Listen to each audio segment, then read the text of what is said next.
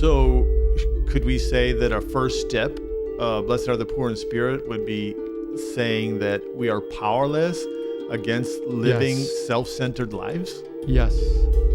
So we're so consumed because of the fall of Adam and Eve, this nature that's been passed down to us, that it's impossible for us to break out of our own of this self-centered living. We need to acknowledge that.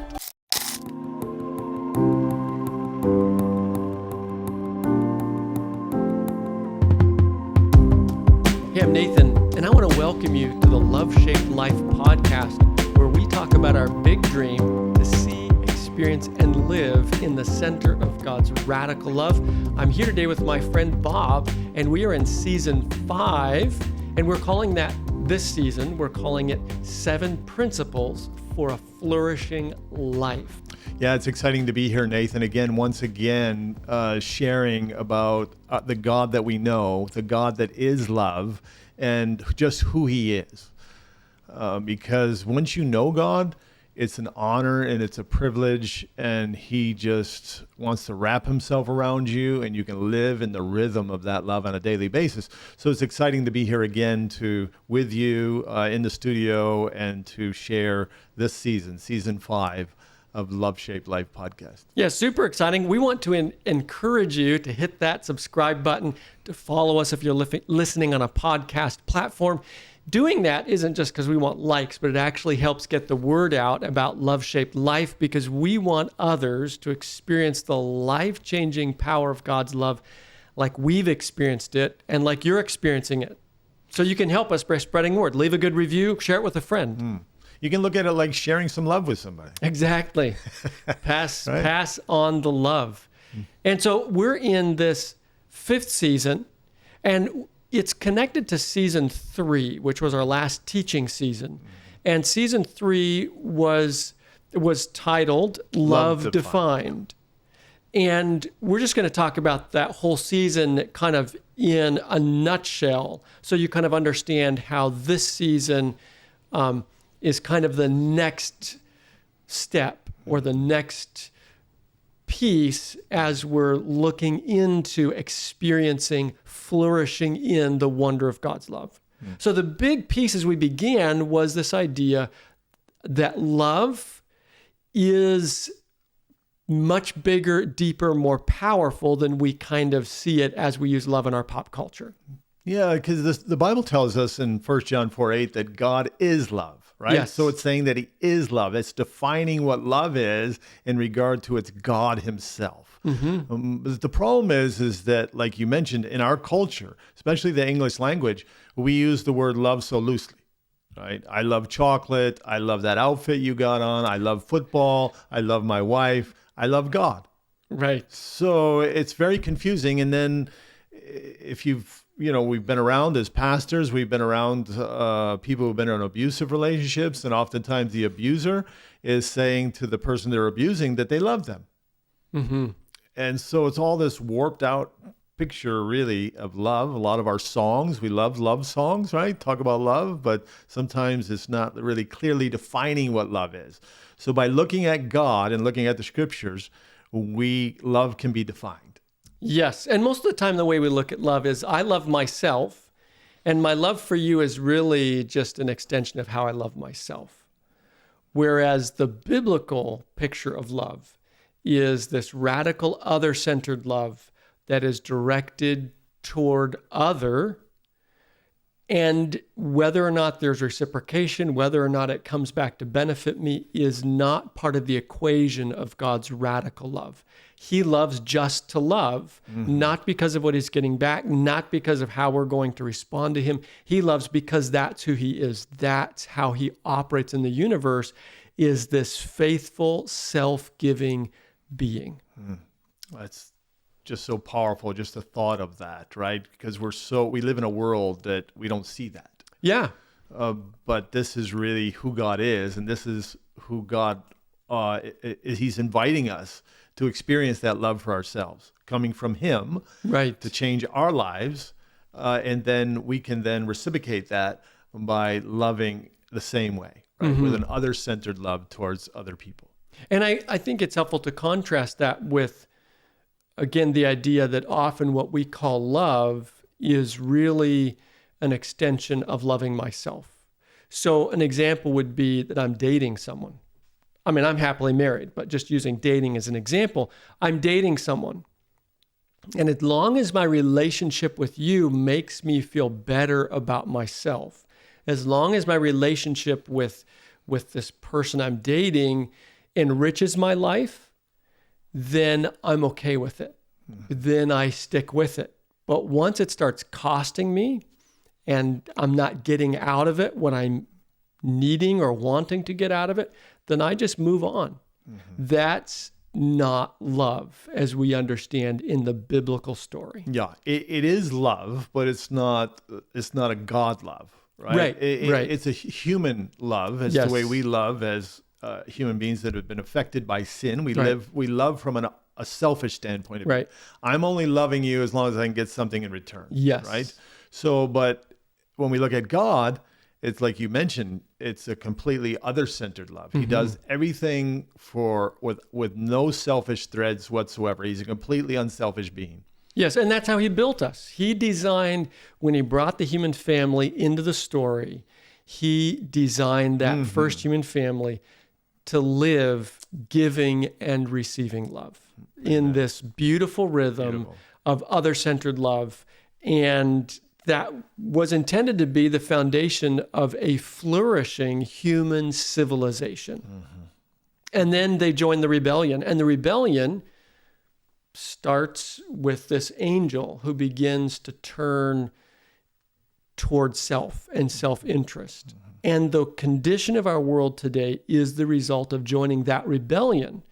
We thought that human beings would be better off, at least our parents ages ago thought we'd be better off if we took care of ourselves. Well, it turns out this mess is the result of a love that puts self first. Yeah, and remember in that season, what we looked at was how that in the Genesis story, there was this being who was a serpent who comes into the picture, who we know was that fallen angel, right? And he introduces this lie to Adam and Eve that God isn't who he really says he is, right? It's very subtle, right? He's very subtle. He's just planting it in their mind. God isn't really who he says he is. He's actually a selfish being. You can't trust him, and he's a liar. So he plants this in their minds, and they buy into this lie, and that changed them. This is huge. It just changed the Adam and Eve. They no longer loved each other from an unselfish standpoint of view. They were blaming each other, and they also it changed their relationship with God. They now saw God from a different perspective. But we did see in that series that God didn't change.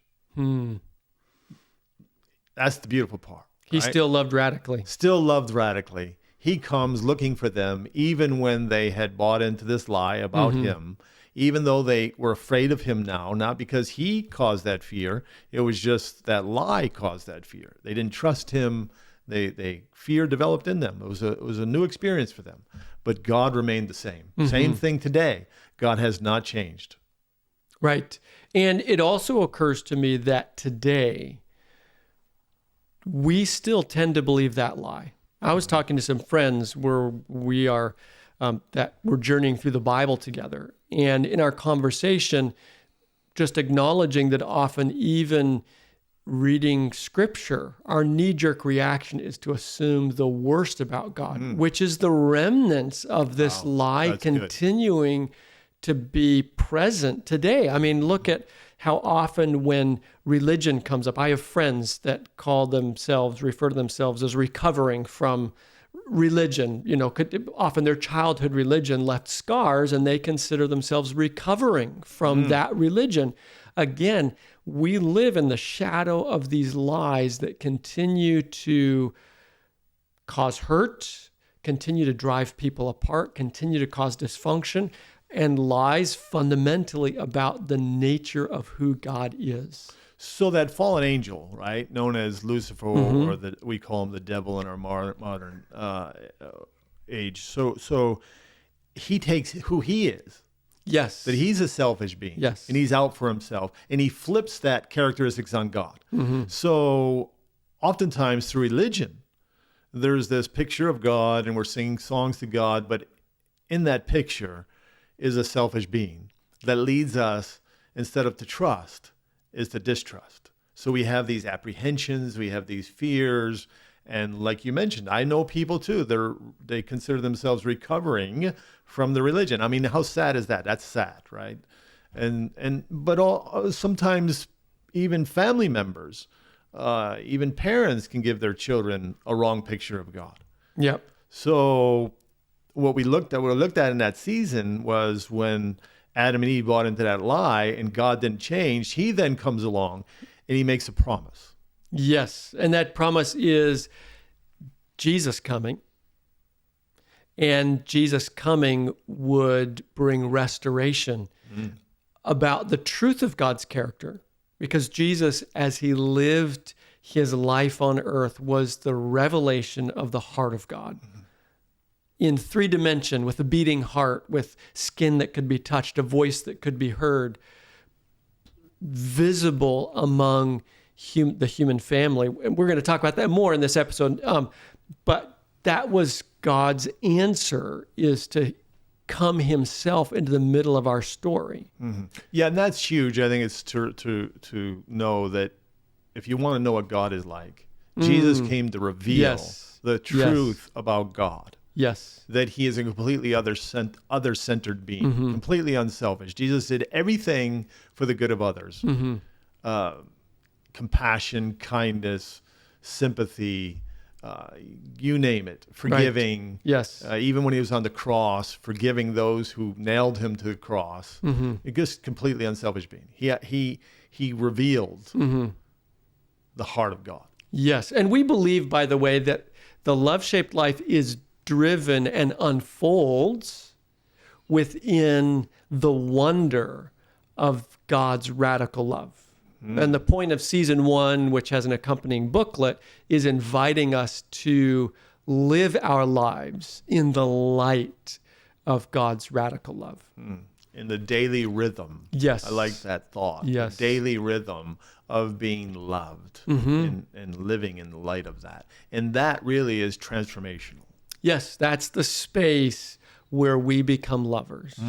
Right. And we find healing in our own life, right? Restoration in our own life. And then we can respond to others from that perspective. Exactly. So wrapping up the season 3 podcast, we took a final episode to look at God's big dream. And God's big dream is to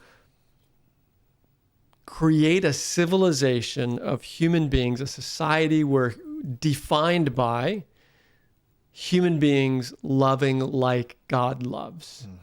And so God's redemption project is filling our hearts, forming our hearts, shaping our hearts into hearts that love like he loves, and then ultimately, literally creating a resettled planet Earth in which only those kinds of people live. So there's none of the trauma and evil present in our world today. Those bad actors are not in the picture anymore. That's the long game. God shaping us and then ultimately resettling Earth with people living by the rhythm of that radical And what a love. beautiful world that will be. Oh, and an unbelievably beautiful world. Can you imagine that? Living in a society where everybody lived for the good of others, right? No locks on the doors, no alarms, no distrust. Everybody completely trusted each other. Yes. Because the God of the universe, who's trustworthy, his love just radiates to us all. Yes. And we live there. That's the storyline of the Bible, right? That is. So you go from Genesis and the Garden of Eden,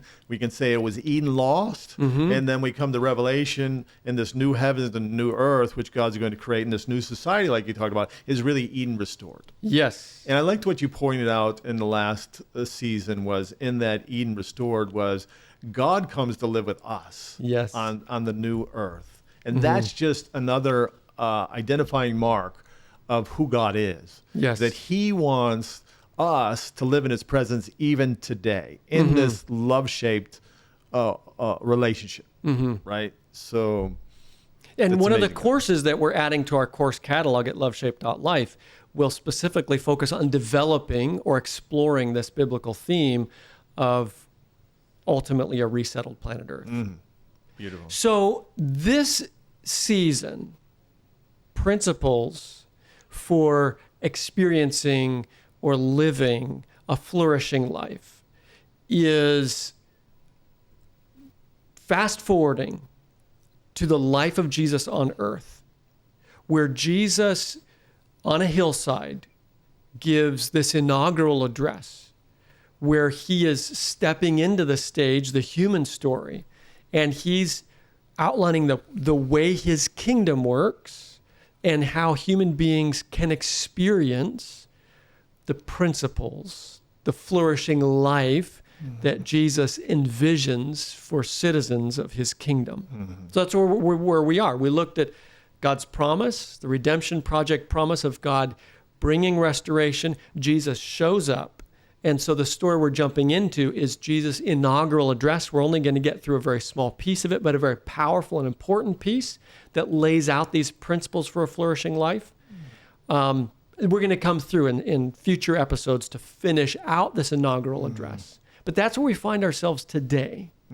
And for those who are familiar with the Bible, it's referred to as the Sermon on the Mount. Yes. And the point that we're going to cover in this season is what is known as the Beatitudes. Right. That's what we're addressing as these principles, these 7 principles, right, to a flourishing life. Yes. And those you'll find in Matthew 5, the first few verses of Matthew chapter 5. We're going to actually start right now in chapter 4, where the author of the book, Matthew, lays out the groundwork, the pre-story. The backdrop.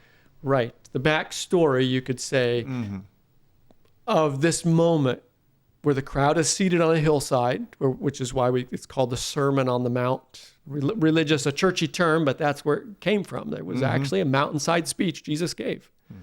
So why don't you read Matthew 4:23 through Matthew 5:1? Sure. 1 or 2. It says, Jesus went throughout Galilee, teaching in their synagogues, preaching the good news of the kingdom, and healing every disease and sickness among the people.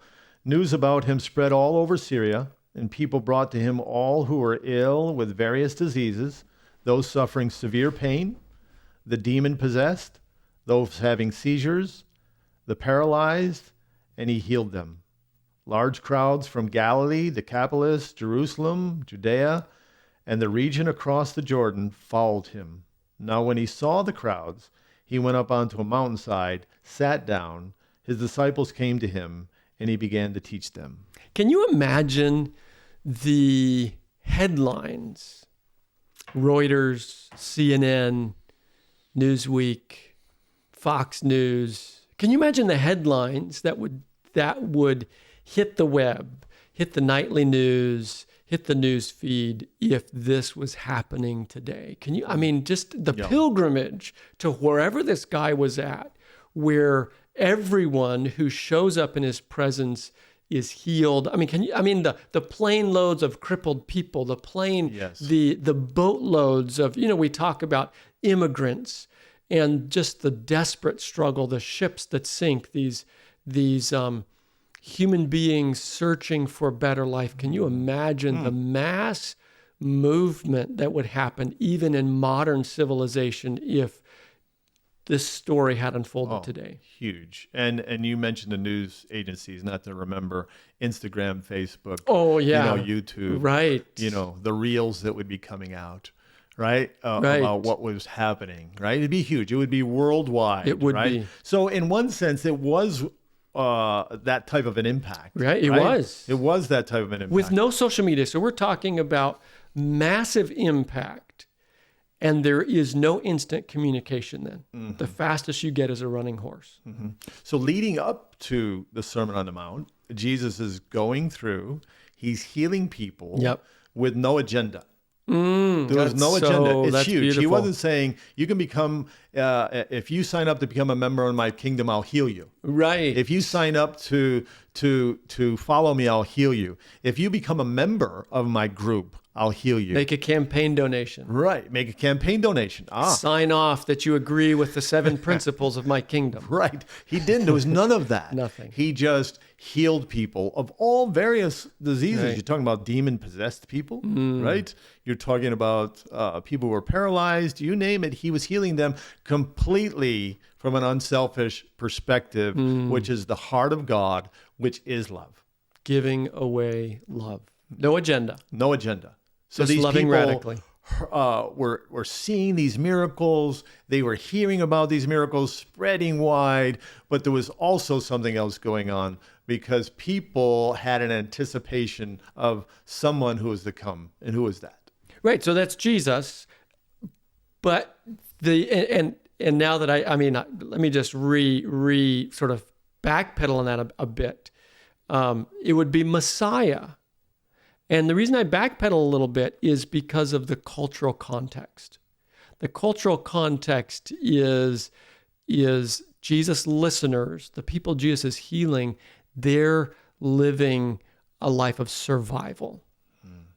They've got to go to the well to get water. They depend on the rain, for the most part, for a crop. They are subject to the whims of the weather, not to mention the Roman Empire that has gobbled up nation after nation. The kingdom where Jesus is, the kingdom of Israel, is an occupied territory.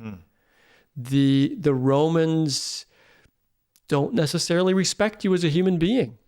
So that's huge too, realizing who was in the crowd. Yes. Right. Before we talk about what they were expecting, but who was in the crowd, right? Because they came from various regions, right? Right. Like the we read in the scriptures, they came from various regions, but also a number of those people, they had land passed down, farmland passed down from generations, and now the Roman Empire comes in and takes their land from them, Right. But they're now farming their land that's no longer really theirs, but they're doing it for the Roman Empire. The occupiers. I mean, think of how much we resist today. I mean, it's on the news today, right? One power, whatever Correct. one that is, Right. trying to occupy, expand their territory. And today we resent that. Human beings resent their land being taken. These folks, their land has already been taken. It's not a war in progress. It's a done deal. It's a They done deal. are an occupied, oppressed people. So then taking that to the next, these people were oppressed, like you mentioned. They were broken. Their spirit was broken. I mean, they were slaves. Right. They once had their freedom and now they're slaves. And also, they were full of resentment, and that resentment turns to hatred and bitterness. So their lives, you think about it, they're going to bed at night, probably angry. They're waking up in the morning angry. Every time they saw a Roman emblem or a soldier, it probably made them angry because it reminded them that they were slaves. They paid taxes to sustain the empire. So these were the people who are sitting on the side of the mountainside. And there was others. There was the religious leaders. I'm sure they were there. And I'm sure there was Roman soldiers there because they were checking out what was going on. This huge crowd is following them, and they come to listen. And there were non-Israelites, non-Hebrews there as well, coming from other regions. Syria is mentioned, the Decapolis, which was a 10-city region. These individuals had been touched in one way or another by Jesus, and they are flocking to hear him.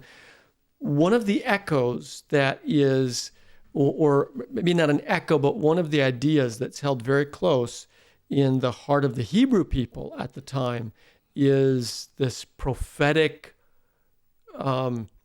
story of a coming Messiah. And we're not talking about a Messiah who's a philosopher.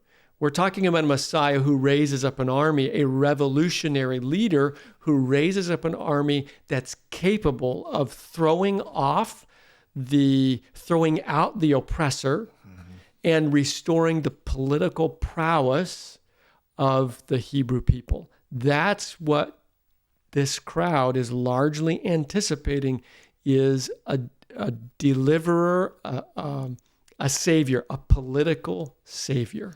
In the sense of the a physical kingdom. Right. Right. The literal physical kingdom. Physical kingdom that they would now be the rulers. Yes, they're on top. They're on top. And they're really excited. Can you imagine? Because he was healing these people. So he was creating miracles. Exactly. So they knew if he could heal people, he could deliver them from the Roman Empire. Right. Mm-hmm. And he could flip the kingdom. And now they would be the rulers and he would be the king. So there was this huge excitement in the air and expectation. Yeah. And if their soldiers got wounded, we're not going to lose anybody in the battle because they'll be healed. They'll be resurrected. Whatever it takes, we're good. At some point in the story, probably after this, but Jesus feeds a massive crowd of people, thousands of people. So if there's been food miracles, which there's been a small one at least, at a wedding, Jesus made more wine for the wedding goers. So they already know he can also extend food supply.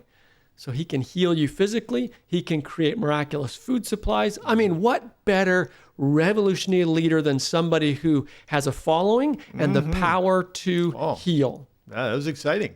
And so, provide food. Yeah, and like you said, for those of Jewish descent, they believed that this was the promised Messiah who would come. And they had a misunderstanding because they were taught by the religious leaders that the Messiah who would come would be a physical deliverer. Yes. Right, would rule as with a kingdom that would crush another kingdom. And so it's not so different. I just want to pause and recognize that it's not so different today. How many, at least in the American system or any of our national systems where there's voting, how much political thinking goes into answering the question, which political leader, political party can come on the stage to help address the problems I face. Health, security, food security, national security, border security. These desires for our own lives being easier, reduction in taxes, more benefits to the retired, etc. The experience is different, and yet in some ways there's similarities where we also have ways in which we suffer more or less or experience disadvantage under our current political system.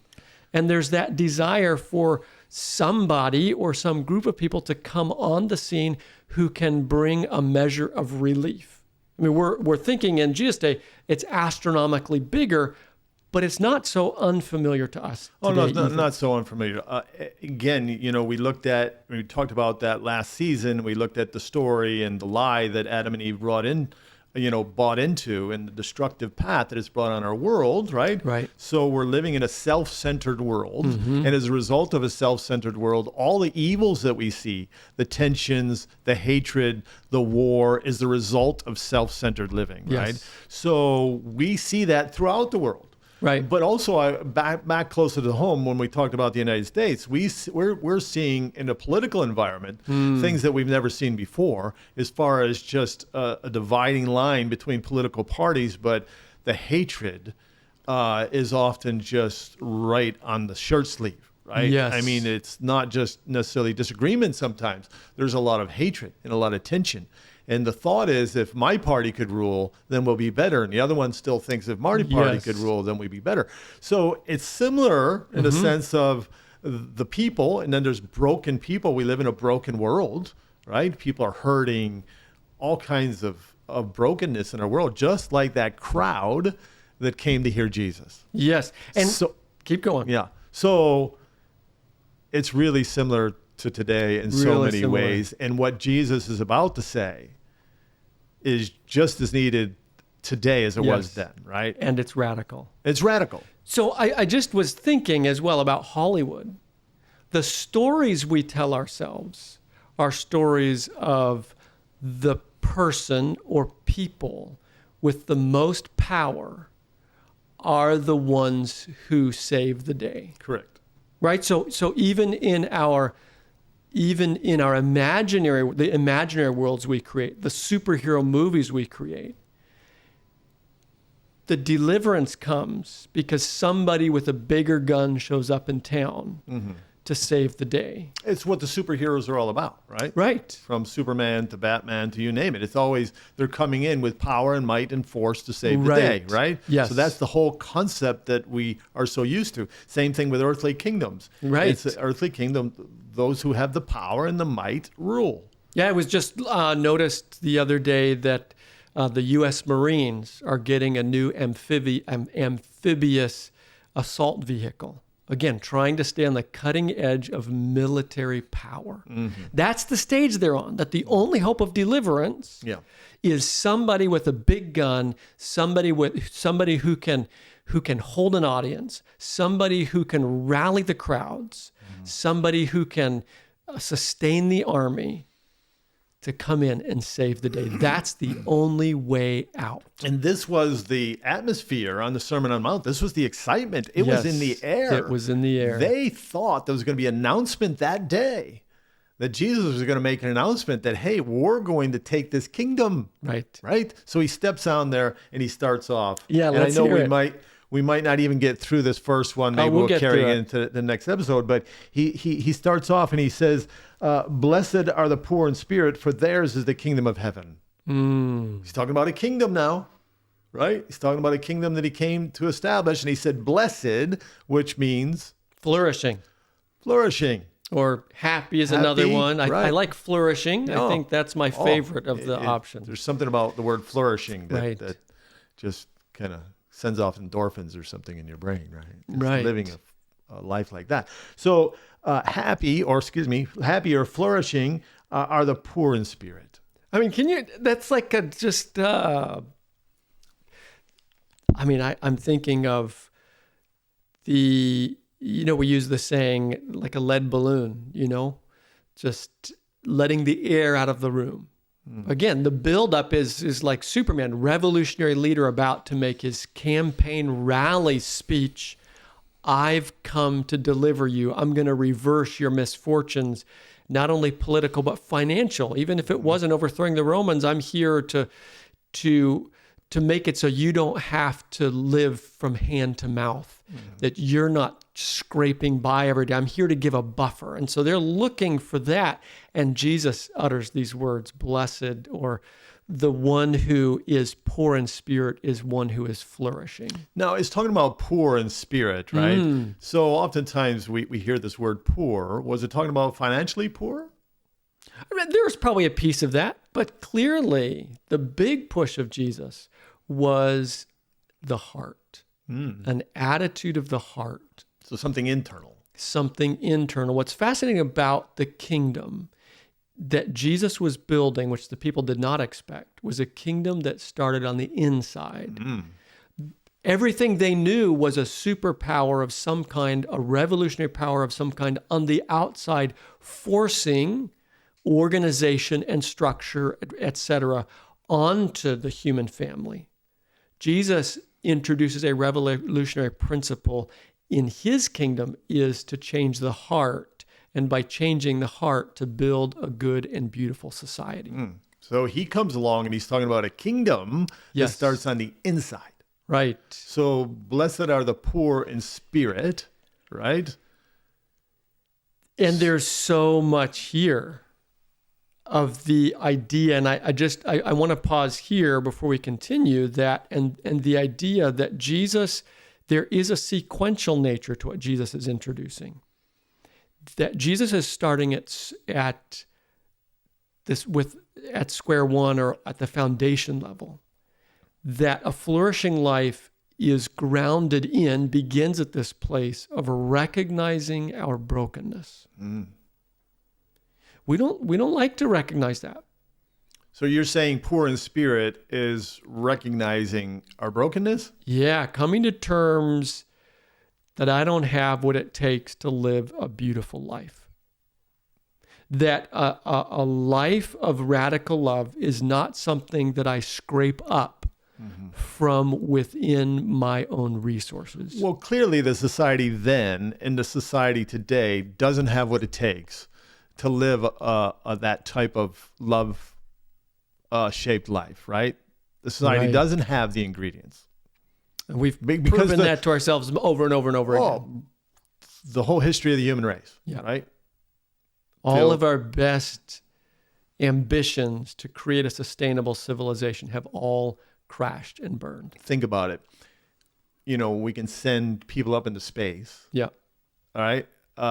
Travel around the earth and come back now. People can actually pay for a ride if they have the money to pay for that ride. Right. But yet we can't change the human heart. The human heart, human beings cannot change the human heart. You can't change your heart. I can't change mine. Nobody can do that. Mm-hmm. So Jesus comes along and says, blessed or happy are those who sense their need. Yes. Right? For theirs is the kingdom of God. So it's the poor in spirit is those who sense their need of God. Those who sense their need of change. Mm-hmm. What comes to mind is a modern program here in America that we call Alcoholics Anonymous. There's different variations of this, but the first of the 12 steps in Alcoholics Anonymous goes like this. We admitted we were powerless over alcohol. Now, Jesus is not repeating the 12 steps, not starting the 12-step program, but clearly he's pointing to the starting place of acknowledging our powerlessness to get it together, to love well. So could we say that our first step, blessed are the poor in spirit, would be saying that we are powerless against living self-centered lives? Yes. So we're so consumed because of the fall of Adam and Eve, this nature that's been passed down to us, that it's impossible for us to break out of our own of this self-centered living. We need to acknowledge that. Yes, and here's the amazing thing about Jesus' speech. So there were plenty of folks in the crowd, probably a majority of people in the crowd who were taken back. The wind was just taken out of their sails. They were this full of anticipation, and all of a sudden Jesus says something completely unexpected, turns their expectations on the head. They're looking for an outside deliverer, a revolutionary figure, and he says, the people who own their brokenness, they're the ones who get the kingdom. They're the ones who truly have the flourishing life. Mm-hmm. And so there's a lot of folks in the crowd who are disappointed, but there are those folks who are in the crowd who come to that speech feeling like losers. And Jesus has, in that moment, extended to them this declaration that they actually have the key experience at this beginning step to experience a flourishing life. Mm-hmm. They're actually more in line with his kingdom dream than Pilate or Herod, power figures in the day, or the emperor of Rome, than the soldiers or the centurions, these leaders, or the rich religious leaders, or the rich neighbors, the people in power that the people on the sidelines admired and envied. That actually the ones on the sidelines who were conscious of their brokenness were closer. In fact, Jesus doesn't just say closer. He says yours is, or theirs is, the kingdom. Mm-hmm. You get it. All these people in power that everybody else thinks has it, they're actually farther than you are. And I'm sure there was a lot of people, again, the Spirit of God speaks to all of us. So God is speaking to all of us that realize that the problem was not just the Roman Empire having dominion over us. The problem was their own human hearts. Mm-hmm. Because even in a lot of those homes and a lot of their relationships were broken because of self-centered living. So go ahead. Or are you talking about the centurion's homes? The wealthy, is that what you're talking about? That the wealthy are also in the quietness of their homes experiencing maybe not the same kind of brokenness as the beggar. The same type of strife that might be from a Roman Empire having dominion. They were having strife between each other, right? Mm-hmm. Because oftentimes people want to rule over people or have more power than them. So even in their society and in their circles, that's why we see today a lot of broken homes, right? All the chaos that we see in the world is really boils down to self-centered living. So does that mean that the key in this kind of this foundational step is not holding it together, but owning the fact that I don't have it together? Well, it's like you read from the first step in AA, right? That we're admitting that we need help, right? You talk to any addict, and those who are being reformed, they'll tell you the first step was they had to admit that they're an addict, right? So what we're doing is human beings are saying, really need to be saying, I need help from God to change the trajectory of my life, right? So blessed are the poor in spirit. Blessed are those who are sensing that everyone has a vacuum that only God can fill. Now, we fill that vacuum sometimes with material things. We fill it with all kinds of things. But ultimately, God wants to bring us to the point where we realize that vacuum can only be filled by himself. And he, a lot of times, will not allow circumstances to come our way, or perhaps the choices that we're making, the wrong choices we're making, we get into rough spots, and he uses those to help us to cry out. So God doesn't create them, but he can help us through them to see how broken we are. And to realize we have a need. Yeah, a need, a desperate need. Blessed are the poor in spirit. Happy are those who see their need of God. So is Jesus... But theirs is the kingdom, right? So yes, and we've talked about some amazing... this amazing message Jesus was communicating in those words. And that's going to come up. But are you saying that, or is Jesus saying that the real starting place is authentic acknowledgement that I don't have it together or have what it takes? Like, is that really truly what Jesus is saying, that for me to really enter into this flourishing life begins with admitting that I'm powerless? It is. You know, we have this term that's used a lot in our society. It seems like more these days, being a narcissist, right? And a narcissist is just somebody who's self-absorbed. Right. Well, to a certain degree, because of the effects of sin in our life, we're all self-absorbed, right? So God is trying to tear back that self-absorption to help us to see our need, right? Yeah. So that's the very first step. So the hope of a flourishing life crashes and burns unless and until I'm willing to let God bring me to the place where I say, I don't have what it takes. Yeah, because back to what I was saying about a narcissist, and I didn't finish my thoughts, sorry. But it was about pride doesn't sense a need. When we're so absorbed in ourselves, we don't sense a need. There's no need. That's where you follow the storyline of the Bible, the fall of Lucifer all the way back to heaven. It begins with his self-absorption, right? So God is seeking to tear down that and help us to acknowledge, see that we have a need. And that need is God. So blessed are the poor in spirit. Blessed are those who see a need of a God that can help them. For theirs is the kingdom. And that's the message of hope, is specifically to you if you're feeling like you just don't have it together. You're right in the middle of the place you need to be. You are. Right in the middle of the place. And it's a good spot. It's not a bad spot. Because Jesus is saying, yours is the kingdom. Now, I said you made a comment about that before the episode. Who's he speaking to when he says, yours is the kingdom? Well, he's speaking to every human being, really. And he's not even this. Remember, this crowd, these are not the crowd that was in the synagogue once a week, or what we would call in church once a week.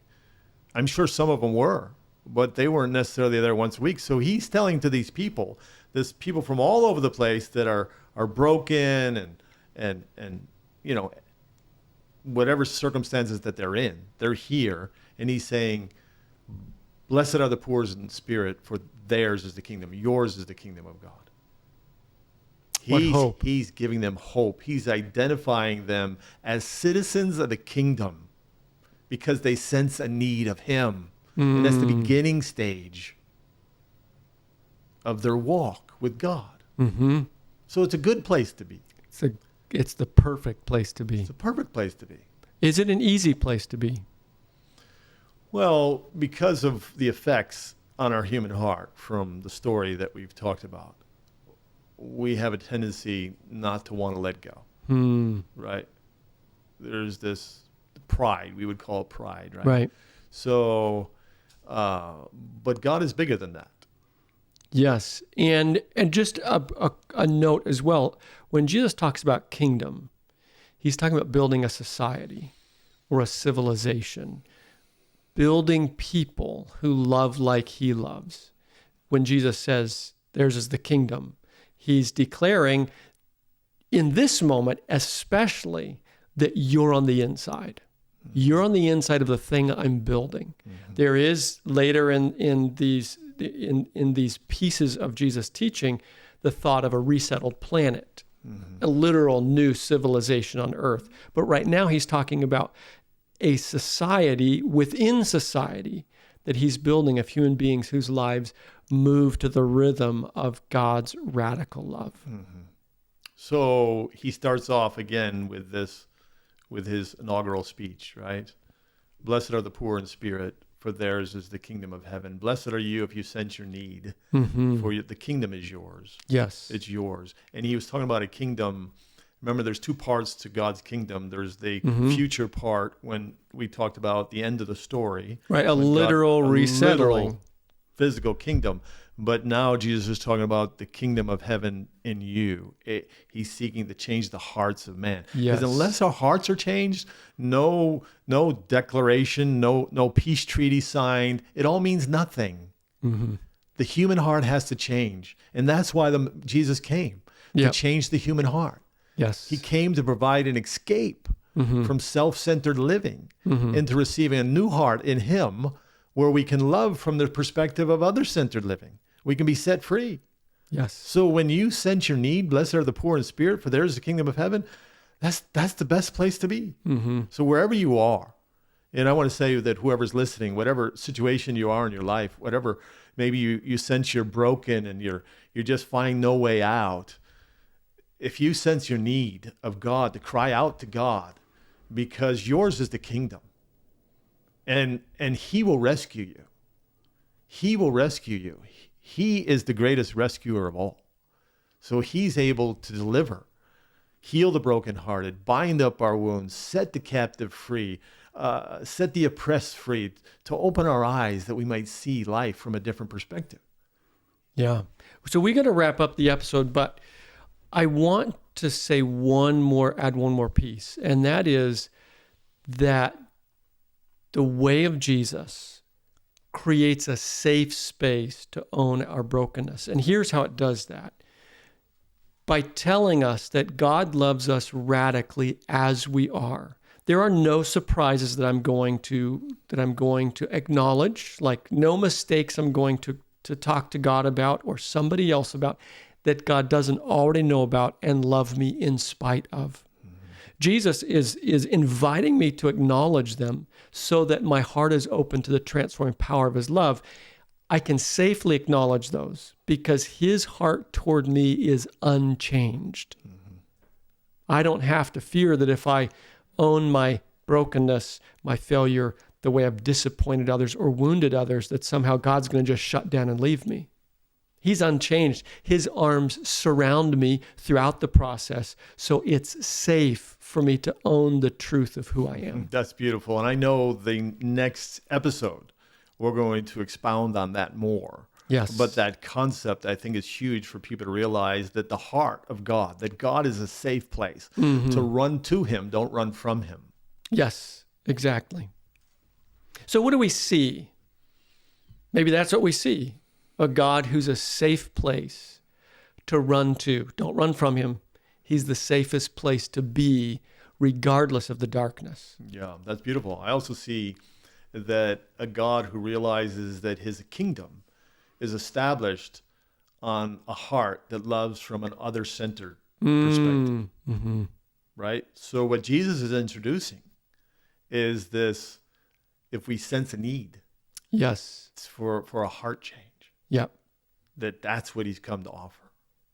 Yes, Blessed are the poor in spirit. Right. There's the kingdom of heaven. And so the experience piece then is to come clean with God and others about the truth of who you are. Yeah. And just the experience piece is by leaning in to what God is offering it, right? So I'm accepting and I'm coming before God and saying, God, I need you. I need you. Right? Remember That's the it. story of the publican and the Pharisee that Jesus taught, and the publican was saying, the Pharisee, who was the religious leader, was saying, I'm glad I'm not like that man because I go to church every week, so to speak, and I fast and I don't do this and I don't do that. And the publican wouldn't even lift up his head. And he said, Lord, be merciful to me, a sinner. And Jesus said, that man walked away right with God. That's awesome. So all we have to do is acknowledge and embrace what he's offering. And God will do the rest.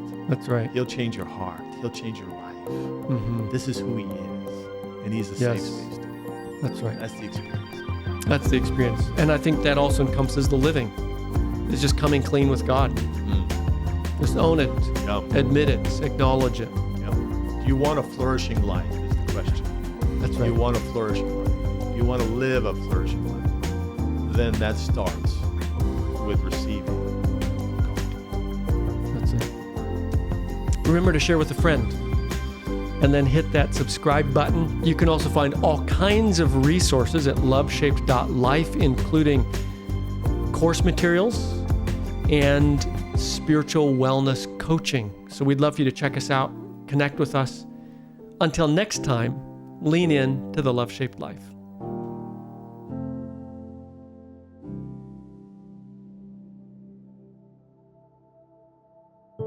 Thank you so much for tuning into the Love-Shaped Life podcast. We hope you find this podcast not only inspirational, but life-changing. Here at Love-Shaped Life, we're working to create a community, an online community, in fact, where individuals like you can connect with each other and lean into God's love together. We also provide spiritual wellness coaching where we walk alongside people to help them to see the beauty of God's character, discover if there's anything that might be hindering them from finding the healing power that's in that love.